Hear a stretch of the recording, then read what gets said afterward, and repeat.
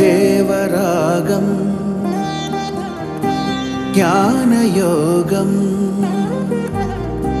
వ్యాసపీఠం బహువేదశాస్త్రం బోధామృతహిత శ్రీమన్నారాయణం శివగౌరీ సంభాషిత సకల పురాణం అష్టాక్షరి పంచాక్షరి మంత్రావరణం అఖిల దేవతా సంస్తుతి పారాయణం జయమంగళకరమీ ప్రవచన శ్రవణం అనుదినము శుభము సుఖము జీవన గమనం దేవరాగం జ్ఞానయోగం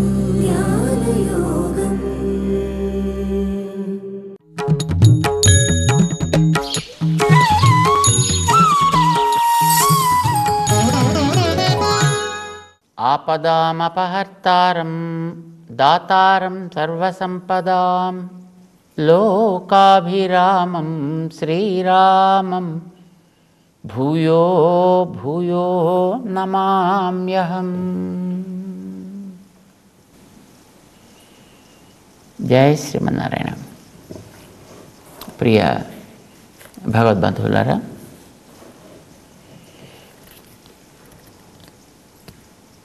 మానవ జీవితానికి మిగతా ప్రాణుల కంటే భగవంతుడిచ్చినటువంటి ఒక గొప్ప తెలివి ఉన్నప్పటికీ మిగతా ప్రాణులకు ఉండేటటువంటి ఒక గొప్ప గుణం లోపించింది. అది సహించుట అనేది.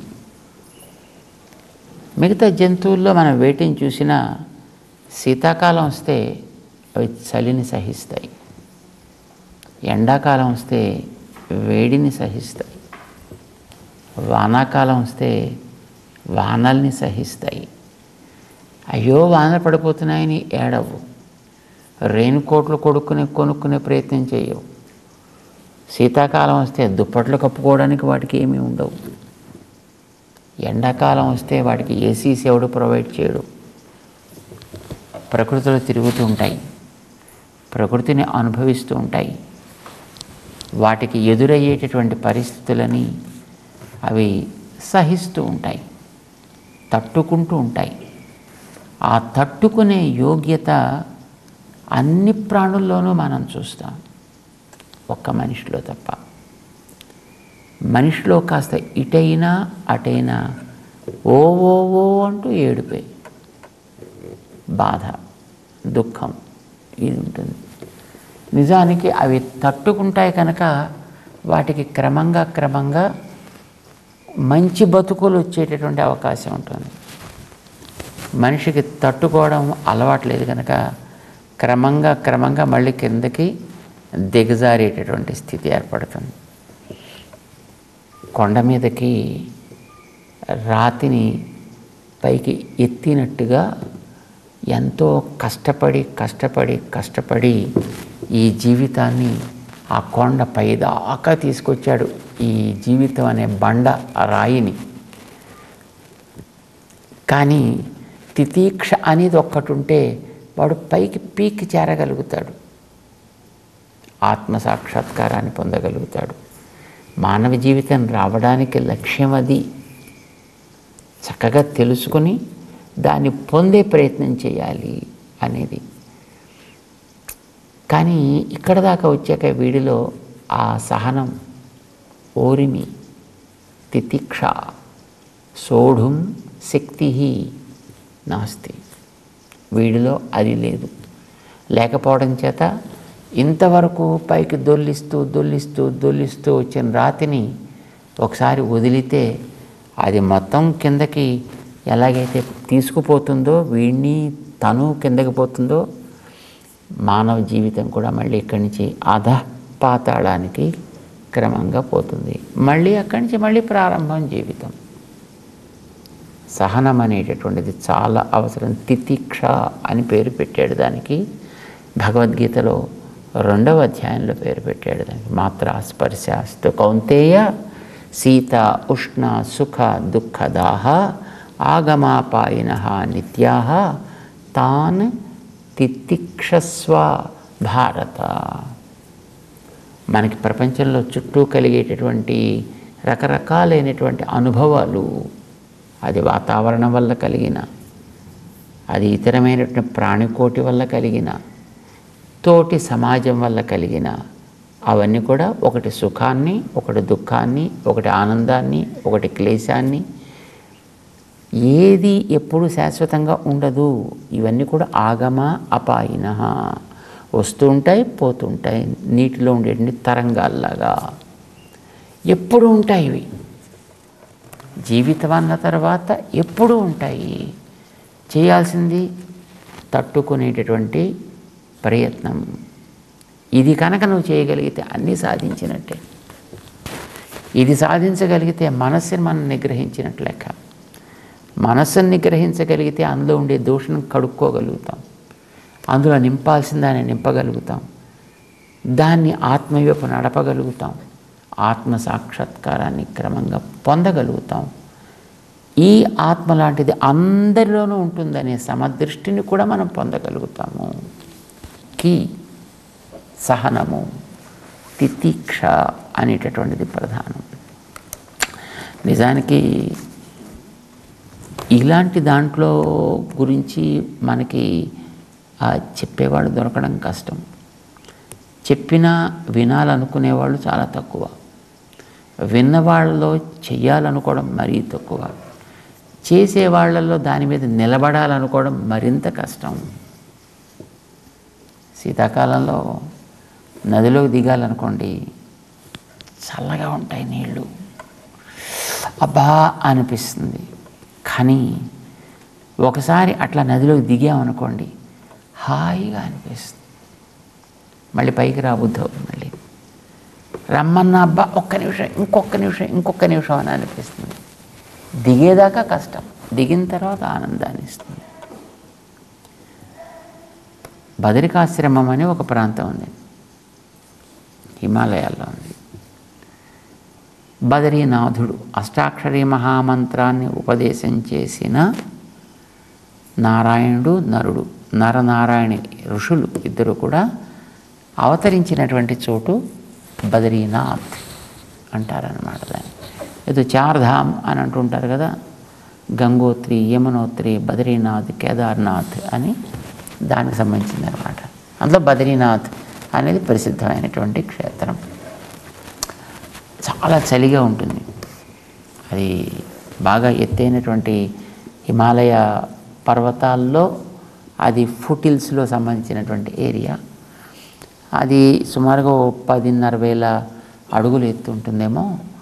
వాతావరణం చాలా చల్లగా ఉంటుంది. ఎంత వాతావరణం చల్లగా ఉంటుందో అంత వేడి నీళ్ళనిచ్చేటటువంటి ఒక కుండం కూడా ఉంది అక్కడ. దాని పేరు తప్తకుండము అని అంటారు, ఉష్ణకుండం అని కూడా అంటారు, హాట్ స్ప్రింగ్ అన్నమాట. నీళ్ళు ఎక్కడి నుంచి వస్తుంటాయి, భగవంతుడి పాదం దగ్గర నుంచి వస్తుంటాయి అని అంటారు దాన్ని. ఆ నీళ్ళలో అందరూ స్నానం చేయడానికి అవకాశం ఉంటుందన్నమాట. నిజానికి ఆ నీళ్ళు ఉన్నాయి కనుకనే మనం అక్కడికి వెళ్ళి అక్కడ ఉండడానికి వీలవుతూ ఉంటుందని చాలామంది భావిస్తుంటారు. పైన వాతావరణం ఎంత చల్లబడితే నీళ్ళు అంత వేడెక్కుతాయి. ఒకవేళ పైన ఎండ ఎక్కువైందనుకోండి, నీళ్లు కాస్త చల్లగా ఉంటాయన్నమాట. చల్లగా ఉంటాయంటే మంచిగా ఉంటాయి. సో చాలా వేడిగా ఉంటాయి, కానీ అందులోకి బాగా మనకి పైన చలి వేస్తున్నప్పుడు లోపల దిగాలి అని అంటే ముట్టుకుంటే అమ్మో కాలిపోతున్నాయి నీళ్ళు, మరిగిపోతున్నాయి నీళ్ళు అన్నట్టు అనిపిస్తుంది. కానీ దాన్ని మనం కొంచెం తట్టుకోగలిగి ఆ లోపల కనుక మెల్లిమెల్లిగా దిగామనుకోండి, అంటే నీళ్లు పెద్ద ఎక్కువ లోతు ఉండదు. కుండం ఓ 4.5 అడుగులు 5 అడుగుల ఎత్తు ఉంటుంది. అదొక పెద్ద కుండంలా ఉంటుందన్నమాట. దాంట్లో దిగి స్నానాలు చేసుకోవడానికి అవకాశం ఉంటుంది. దాంట్లోకి మనం కాస్త కాలుతోంది అని అనుకోగానే లోపలికి చెయ్యి పెట్టి బాగా వేడిగా ఉంది తీసేయాలనుకుంటాం. చలి వల్ల అలా అనిపిస్తుంది. కానీ దాంట్లో పెట్టి అది కొంచెం కాలుతున్నప్పటికీ తట్టుకుంటూ ఒక అర నిమిషం నుంచి నిమిషం దాకా అట్టే పెట్టాం అనుకోండి, తర్వాత మళ్ళీ చేయి తీయబుద్ధి అవ్వదు, కాలు తీయబుద్ధి అవ్వదు, అందులోంచి లేవబుద్ధి అవ్వదు, అంత బాగుంటాయి. కానీ అంతవరకు తట్టుకోవడం అనేటటువంటిది అమ్మో భలే కష్టమని. విషయాలు కూడా అంతే. మనకి తగదు అని అనుకున్న వాటిని మనం వదిలిపెట్టామనుకోండి, ఇంద్రియాల ఏడుపులు చూడాలి మనం, వాటి భయంకరంగా ఏడుస్తూ ఉంటాయి. తట్టుకోవు, సహించలేవు, కావాలి కావాలి కావాలి కావాలి. అది కోరికల వేగమైనా అంతే, కోపపు వేగమైనా అంతే. కోపాన్ని గురించి కూడా మనకి చెప్తారండి. కోరికలు ఎట్లాగైతే మనని బలవంతంగా తమ వైపు లాగి పెడతాయో, అది కోపం కూడా అట్లనే లాగి పారేస్తూ ఉంటుంది. క్రుద్ధ పాపం న కుర్యాత్ కహ క్రుద్ధో హన్యాత్ గురూనపి. ఆంజనేయ స్వామి చెప్తాడు లంకా నగరానికి వెళ్ళినప్పుడు. ఆయన తన తోక్కి నిప్పంటించాడు రావణాసురుడు. దాంతో ఒళ్ళు మండిపోయింది. ఇలాంటి పని చేస్తావురా నాయనా, చూడు నీకు తగినటువంటి ప్రతీకారం చేస్తా, నువ్వు నాకు అంటించినటువంటి ఈ అగ్నిహోత్రానికి తృప్తి కలిగే అంత పని చేస్తా, నీకెప్పుడు జీవితంలో జ్ఞాపకం ఉండిపోయేటట్టు పని చేస్తా నేను. మళ్ళీ ఇంకొకసారి ఎప్పుడైనా సరే సీతమ్మ వైపు గట్టిగా తేరిపార చూడకుండా ఉండేట్టు నిన్ను చేస్తా, జాగ్రత్తగా చూడు అని ఒక్కసారి అక్కడి నుంచి బయటకు వచ్చి ఆ తోకతోటి మొత్తం లంకనంతటినీ కాల్చి పారేశాడు. ఎక్కడ మిగల్చలేదు, అంత మొత్తం. చివరికి రావణాసురుడు ఉండే భవనపు శిఖరాన్ని కూడా కాల్చేశాడు. రావణాసురుడు ఇంటిని కూడా కాల్చాడు ఆయన. ఇంత కాలిపోయిన తర్వాత అప్పుడు అతనికి జ్ఞాపకం వచ్చింది, అరే రే ఎంత పాడు పని చేశాను నేను, మొదటికి మోసం వచ్చేట్టు చేశానే, ఇంత కాల్చేశానే, లంకంతా కాలిపోయింది, సీతమ్మకి ఏమై ఉంటుంది? అయ్యో సీతమ్మకి, అంతకుముందే సీతమ్మని చూసి వచ్చాడు కదా, సీతమ్మకి ఏమైనా అయిందో ఏమిటో, ఆవిడకి ఏమైనా ఇబ్బంది కలిగిందో ఏమిటో, అయ్యో నేను ఆలోచనే చేయలేదే, కోపానికి వశపడిపోయి అనవసరంగా ఇంత పని చేశానే, కోపం ఎంత పాడు పని చేయించి నా చేత అని కోపపు దౌష్ట్యాన్ని గురించి ఆయన అద్భుతంగా చెప్పాడండి సుందరకాండలో అన్నమాట. అప్పుడు చెప్తాడు ఆయన ఈ మాట, అసలు బుద్ధిమంతుడైనటువంటి మనిషి కోపం అనేది ఆక్రమించినప్పుడు పాము తన మీద ఉండేటటువంటి ఒక పొరని కుబుసం అంటారే, దాన్ని ఎట్లాగైతే విడుస్తుందో కోపాన్ని అట్లా విడిచి ఎవడు అందులోంచి ముక్తుడు కాగలుగుతాడో వాడు బుద్ధిమంతుడంటే, వాడు మనిషి అనంటే. నేను ఈ కోపంతో పరమదారుణమైనటువంటి కార్యక్రమాన్ని చేశాను, అమ్మో సీతమ్మకి ఏమైందో ఏమిటో. కోపం వచ్చిన వాడు చేయని పాడు పని అంటూ లేదు కదా. చివరికి తనకి తండ్రి లేదు, తల్లి లేదు, భర్త లేదు, భార్య లేదు, గురువు లేదు, హితైషి లేదు, ఎవడినైనప్పటికీ ఏదైనా చేయడానికి వెనుకాడు కోపం వచ్చిన వాడు. దుర్యోధనుడు కోపం వచ్చిన వాడే కదండి, కోపానికి ప్రత్యేక దుర్యోధనుడు. ఎంత పాపం చేశాడు ఆయన, తన వాళ్ళందరినీ మొత్తం చంపించేశాడు కదా తన ఒక్కడి కోపాన్ని తృప్తిపరుచుకోవడం కోసమై, తన ఒక్కడి కోపాన్ని కంట్రోల్ చేసుకోలేకపోవడం చేత మొత్తం తన వంశాన్ని తన మీద ఆధారపడ్డ 11 అక్షౌహిణీల సైన్యంలో ఎవ్వడం మిగలకుండా మొత్తం అందరినీ నాశనం చేసేసాడు. కోపపు పర్యవసానం అంత ప్రమాదం. అది కోప వేగమని. కోరికల వేగం కూడా అంతే. కోరికల వేగం పెరగడం చేతనే రావణాసురుడు రాముడికి చెందినటువంటి సీతమ్మని కూడా పట్టుకొచ్చి తన దగ్గర పెట్టుకునేటటువంటి ఒక పాపపు కృత్యాన్ని చేశాడు ఆయన. దానికి యుక్తాయుక్త వివేకం అనేటటువంటిది ఉండదు. అంచేత ఇది చాలా ప్రమాదకరమైందే అన్నాడు 3వ అధ్యాయపు చివరిలో చెప్పాడు ఆయన. జహి శత్రు మహాబాహో కామరూపం దురాసదం. కామం అనేటువంటి భయంకరమైన శత్రువు అయ్యా, దాన్ని జయించామైనా సరే జహి అని చెప్పాడు. సో ఎవడైతే ఆ వేగాలని కంట్రోల్ చేసుకోగలుగుతాడో వాడు బుద్ధిమంతుడంటే. సయుక్త ససుఖీ నరః 5వ అధ్యాయంలో కర్మ సన్యాస యోగం అనేటటువంటి అధ్యాయంలో దాన్ని మనలో కలిగేటటువంటి కలగవలసినటువంటి సమదృష్టిని ఎట్లా సాధించాలో దానికి కొన్ని మెట్లని ఆయన చెబుతూ అందులో చెప్పినటువంటి మొట్టమొదటి మెట్టు మనలో కలగవలసింది సహనము, ఓరిమి, తితిక్ష.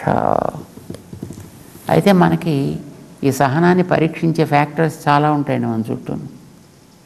వాటిని కొంచెం జాగ్రత్తగా గమనించుకుంటూ ఉండాలి అనేటటువంటిది నియమం అన్నమాట. మనకి శ్రీరంగాన్ని గురించి తెలియజేసేటువంటి చరిత్రలో ఓ అద్భుతమైనటువంటి సన్నివేశం, ఒక ఇతిహాసం ఉందండి. రామానుజాచార్యుల వారి యొక్క శిష్యుడు పరాశర భట్టర్ అనేటటువంటి ఒక మహానుభావుడు, చక్కటి యోగులు, బాగా చదువుకున్నటువంటి వ్యక్తి, మంచి పండితుడు, మంచి ఉద్దండుడు ఆయన. అయితే రామానుజుల వారి శిక్షణ ఒకటి ఉంది కనుక చక్కటి వినయ విధేయతలు, చక్కటి నిష్ఠ కలిగినటువంటి మహనీయులు కూడా. ఈయన శ్రీరంగంలో జరిగే అధ్యయనోత్సవం అనే ఒక ఫంక్షన్ జరుగుతుందండి. ఆ ఉత్సవాన్ని దర్శనం చేయడం కోసం వెళ్ళాడు. అధ్యయనోత్సవంలో అంటే సాధారణంగా డిసెంబర్ నెలలో జరుగుతూ ఉంటుంది. సుమారుగా ఒక 20 రోజులు జరుగుతుంది దేవుడికి. ఆ సందర్భంగా రంగనాథుడి మధ్యలో కూర్చోబెడతారు. రంగనాథుడికి ఒక పక్కన మొత్తం ఆచార్యులందరినీ కూర్చోబెడతారు, ఒక పక్కన ఆళ్వార్లందరినీ కూర్చోబెడతారు, వారి యొక్క మూర్తులన్నమాట. సో ఇలాగ మొత్తం పూర్తి గోష్ఠిని అంతటిని కూడా విగ్రహాల రూపంలో ఉండేటువంటి ఆ స్వాముల్ని అక్కడ కూర్చోబెట్టి, ఇటు పక్కన దేవుడు ఉంటాడు, ఇటు అటు వీళ్ళంతా జనాలు కూర్చుంటారు. దేవుడికి ఎదురుకుండా మొత్తం ప్రబంధాలన్నీ కూడా అధ్యయనం చేస్తారు. దేవుడు 4000 అంతా చేస్తారు అనమాట. 4000 పాటలు పాడతారు. అందులో ప్రతి ఆళ్వారు చెప్పేటటువంటి మొదటి పాటని 2 సార్లు చెప్పి, ఆ చివర ఉండేటటువంటి పాటను కూడా 2 సార్లు చెప్తుంటారు. మిగతా వాటన్ని ఒక్కొక్కసారి అనుసంధానం చేస్తుంటారు. ఇట్లా మొత్తం 12 ఆళ్వార్లు అందించినటువంటి సుమారు 4000 ప్రబంధాన్ని కూడా స్వామి ముందర కైంకర్యంగా సమర్పణ చేస్తుంటారు. ఈ సమర్పణ చేసేటప్పుడు ఏ రోజు ఏ ఆళ్వారు రచించిన వాటిని ఈ గానం చేసేవాళ్ళు పాడుతుంటారో ఆ ఆళ్వారిని వారికి ఎదురుకుండా అక్కడ కూర్చోబెడతారు, ఒక ఆసనం వేసి కూర్చోబెడతారు. వారు దేవుణ్ణి చూస్తూ పాడుతున్నట్టుగా భావిస్తూ అక్కడ ఉండేటువంటి అరయ్యర్ అనే పేరు కలిగినటువంటి పెద్దలు ఉంటారు, వారు పాడుతుంటారు. వీరి యొక్క పాటలు వినడం కోసమని ఆ పెరుమాళ్ళు గోష్ఠి, ఆ ఆళ్వారాచార్యుల గోష్ఠి అంతా వేయించేస్తుంటారు. దాంతోపాటు మిగతా భక్త జనాలు కూడా చాలామంది అక్కడ ఉంటుంటారు. అవకాశం ఉంటే కొంతమంది అక్కడ కూర్చుంటారు కూడాను. వాళ్ళు వీరు పాడే వాటన్నిటిని కూడా వాళ్ళు వింటూ ఉంటారు. దానికి ఏదో తాళాలు గట్రా ఉన్నాయి, అవి వాయిస్తూ వాళ్ళు పాడుతూ ఉంటారు అన్నమాట. దీనికోసమని ఆళ్వారాచార్యులు గోష్ఠి అంతటిని కూర్చోబెడతారు అక్కడ. అది చాలా చూడడానికి అద్భుతంగా ఉంటుంది, ఒక మంచి సన్నివేశం.